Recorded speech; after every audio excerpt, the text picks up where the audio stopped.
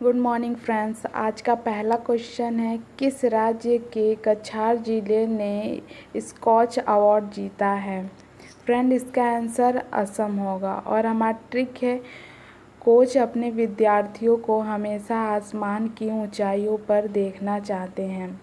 तो इसमें आप कोच से स्कॉच याद रख सकते हैं और आसमान से असम को याद रख सकते हैं। आई होप कि आज का पहला वीडियो आपको अच्छे से समझ में आया हो।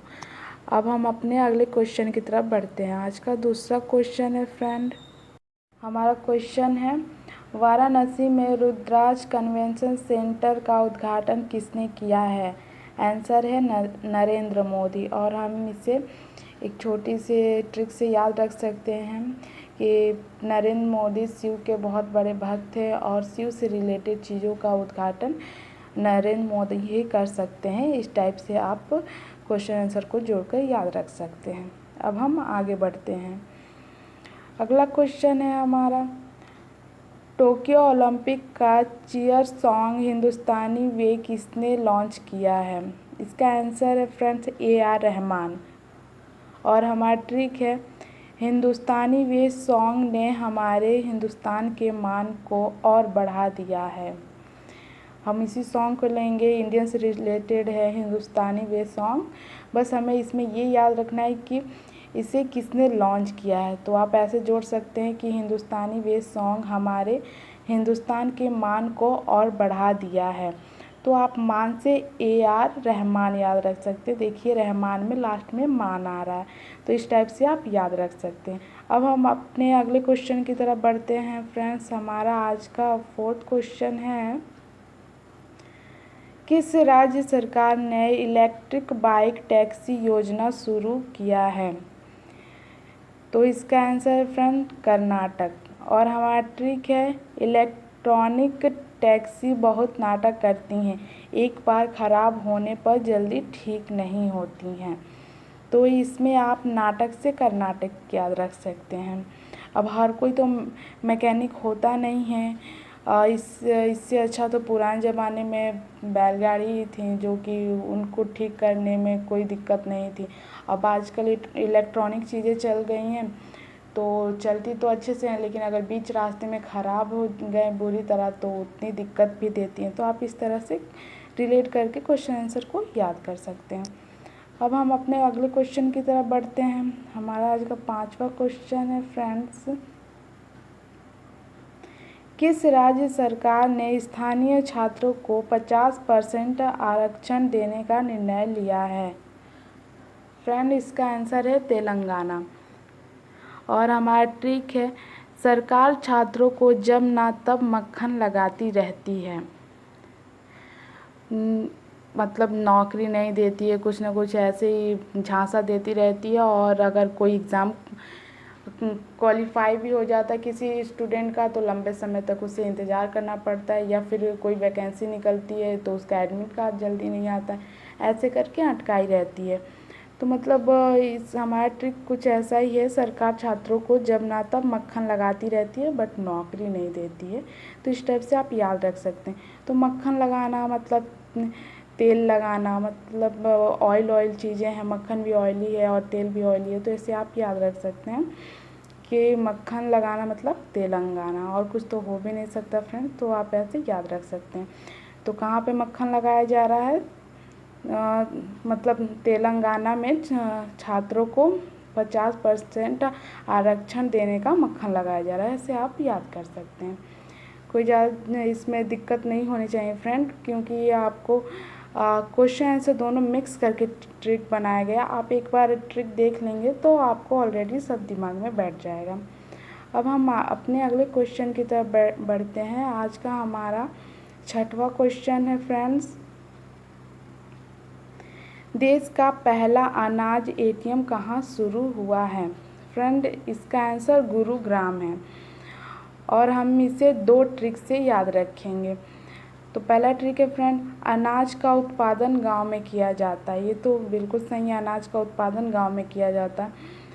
और इसमें आप अनाज आ गया आपका, जो कि आपके क्वेश्चन में मिल जाएगा। और गांव से आप गुरुग्राम याद रख सकते हैं। गुरु में लास्ट में देखिए, गुरुग्राम में लास्ट में ग्राम है तो। और दूसरा ट्रिक है फ्रेंड एटीएम के लिए है कि आज भी गांव के बहुत से लोगों को एटीएम इस्तेमाल करने नहीं आता।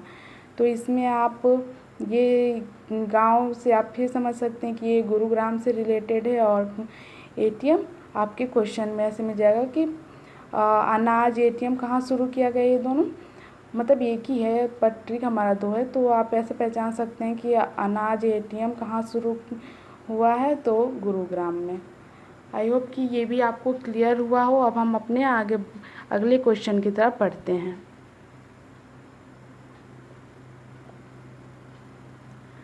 हमारा अगला क्वेश्चन है फ्रेंड, किसने अंतर्राष्ट्रीय आयोजनों में भारत का प्रतिनिधित्व करने वाले दिव्यांगों को नौकरी देने की घोषणा की है? फ्रेंड इसका आंसर होगा गुजरात। और हमारा ट्रिक है जिसे हम याद रखेंगे, आज भी बहुत से दिव्यांग नौकरी से घर को रात में आते हैं। फ्रेंड इसका मतलब है कि अभी भी उनके लिए कोई सुविधा नहीं है। नौकरी की तो व्यवस्था कर दी जा रही है पर उनके आने जाने के लिए अगर कुछ ऐसे भी लोग हैं जो रात में आते हैं तो उनके लिए और दिक्कत है फ्रेंड। तो यहाँ पे हमारा ट्रिक वैसे ही कुछ है कि आज भी बहुत से दिव्यांग नौकरी से घर को रात में लौटते हैं, आते हैं। तो आप ऐसे याद रख सकते हैं कि दिव्यांग नौकरी से ऐसे क्वेश्चन पूछे कि दिव्यांगों को नौकरी देने की घोषणा किसने की है, तो रात से आप गुजरात याद आ जाना चाहिए। तो अब बढ़ते हैं हम अपने नेक्स्ट क्वेश्चन की तरफ। आज का हमारा 8वां क्वेश्चन है फ्रेंड,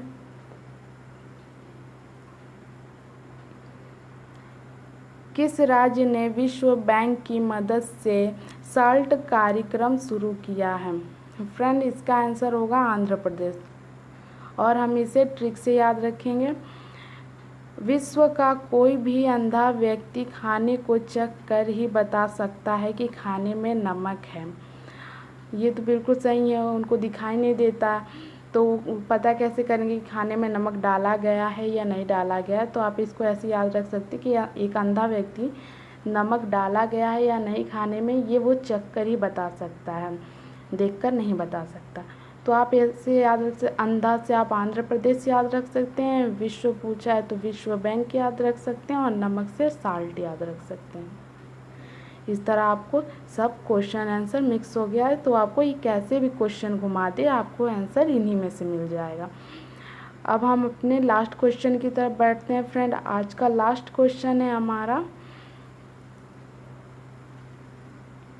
किसने सबसे बड़ा उत्सर्जन व्यापार कार्यक्रम शुरू करने की घोषणा की है? तो फ्रेंड इसका आंसर है चीन। और हमारा ट्रिक है, चीन के लोग रोज़ बहुत सारे जानवरों की सर्जरी करते हैं। आप ये तो आप जानते होंगे, चीन हमेशा जानवरों को लेकर चर्चे में रहता है कि वो लोग जानवरों को खाते हैं।